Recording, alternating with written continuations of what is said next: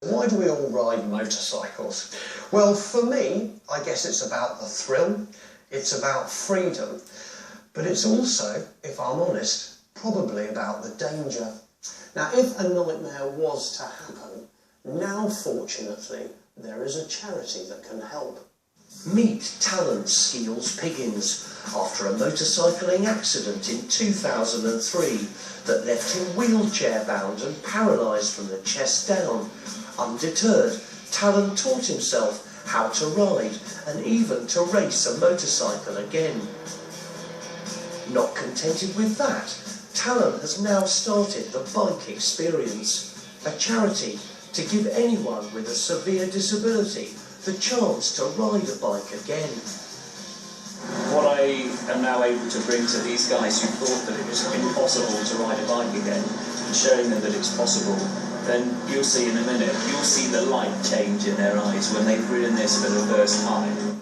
Talon runs the Bike Experience from Castle Combe Race Circuit with specially adapted bikes.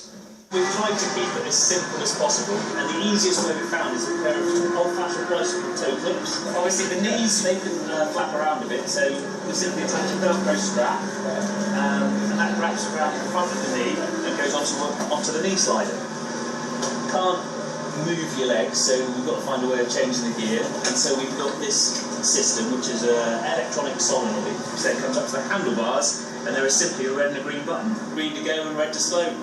One hand on the side of his chair, when he'll then push himself up and the guy... Often the most difficult part of the day is for the disabled riders to actually get onto the bike. So they see someone who's in a similar situation to them actually do it. And that's what I think is really important, that we have a wheelchair user or somebody similar to demonstrate rather than an able-bodied instructor, because they can sit there and go, well, that's all fine for you, but you can move your stomach, you can move your legs. And if I can get on and do it, then pretty well much anyone can. So we're going to help you up with all that. Ready? To get on may be a challenge, but the riders don't have to worry about starting and stopping, because their friends are on hand to launch and catch them. First up today is Pete, who had his bike accident 8 years ago that left him paralysed from the waist down. He hasn't been on a bike again till today.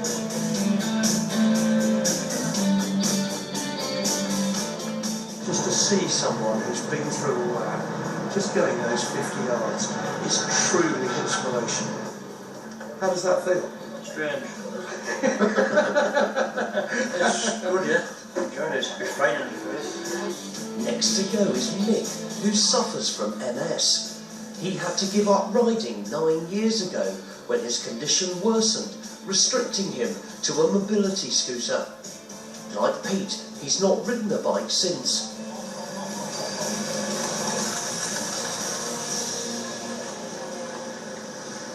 So come on then, how was it? Brilliant, absolutely fantastic.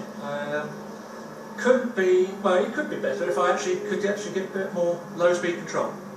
Well, hey, look, you've got to work on something, mate. You can't just be a Ron Haslam the minute you get on it. I've been on 2 wheels, I'm happy as Larry. Oh, look, for us just watching, it's motorcycling. It's you going round there. But what is this doing in there to you? You should see the green inside the helmet and the heart's going 10 to a dozen. It's something I've kind of written off, so you think, no, I'll put that to one side. I've been there, done that. I'll be lucky enough to do it, but so I won't be able to do it again. And then to actually have a go again, so yeah, it's brilliant. I'm actually normal. I can do stuff again, so it's brilliant. Now Mick and the boys have mastered the basics. It's time to get out on track and ride round Castle Combe circuit.